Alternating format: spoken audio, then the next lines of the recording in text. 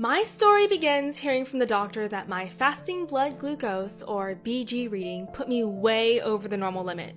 No pre-diabetes, no get-out-of-jail-free card. It was do not pass go directly to full-on diabetes.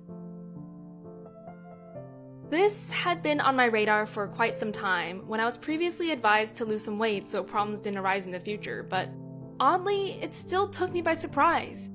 I was already on so many medications for high triglycerides, cholesterol, blood pressure, allergies, and my liver is slightly enlarged due to non-alcoholic liver fatty disease, NAFLD. So this was all I needed.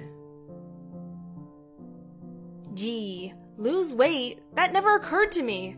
I already sometimes joke that I'm a walking pharmacy. How much harder does it have to get for me? The pharmacy knows me by sight. 6 years ago, I actually managed to lose 40 pounds, and I kept it off for 2 years by eating a very low-carb, high-protein diet and lots of walking and biking. Then, a series of unfortunate life events sort of took the stuffing out of me, causing my diet and exercise to slip, and in turn, much of that weight crept back on. I might have forestalled my diagnosis a few years with this diet and losing the weight. Little did I know that the low-carb, high-protein diet was actually a perfect diet for someone with diabetes. The blood test for diabetes is called the A1C test, and you're supposed to have a reading of between 4 and 5.6 if you don't have diabetes. When I had my diagnosis in December 2011, my A1C came out to be 6.4, and fasting blood glucose of 146 when it should be less than 100. My doctor said that instead of going straight for medication, I should try to manage my diabetes with a good diet and exercise, which was actually just like I had been previously doing. The day I heard my diagnosis, I went home, cried, ranted, and then threw out all my junk foods. I went back on my diet program and got to walking again, at least for 30 minutes a day for as many days of the week I could manage. I lost 20 pounds in 3 months.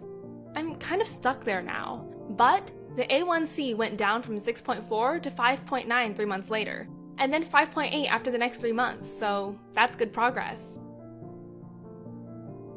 The hardest thing to deal with in all this is feeling ashamed for allowing this to happen to myself.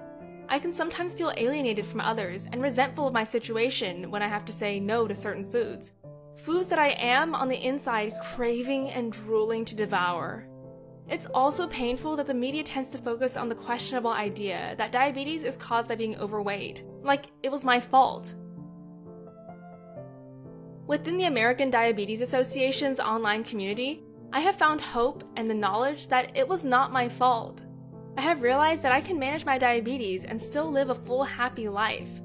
I found lots of great information on what blood glucose levels I should be looking for in fasting, pre-meal, and post-meal glucose monitoring, and how I can improve them. Test, adjust, retest, as my fellow members Alan S. and Lizzie Lou recommend. Most importantly, I found motivation through some of the dreadful complications that could happen to me if I do not keep my glucose levels down.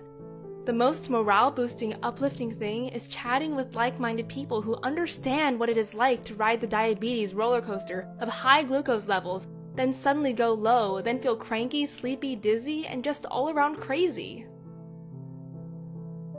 Who knew food particles on our fingers could affect meter readings? Who else would understand our frustrations? Who else could we ask, why are my feet tingling? I only had one baby-sized ice cream cone.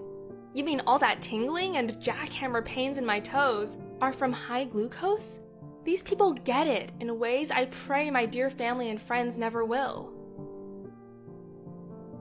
So, I will endeavor to remain in the 5% club without medications as long as I can. I have no problems taking them if it becomes necessary, if it means keeping complications at bay. I will exercise, eat according to my meter, and keep up with my new friends in this community. They offer so much inspiration, motivation, and humor in our situation, so I can laugh, learn, and improve instead of cry, slide back into old habits, and give up. If you have been diagnosed with diabetes, find people who are going through the same problems as yourself, and most importantly, never give up.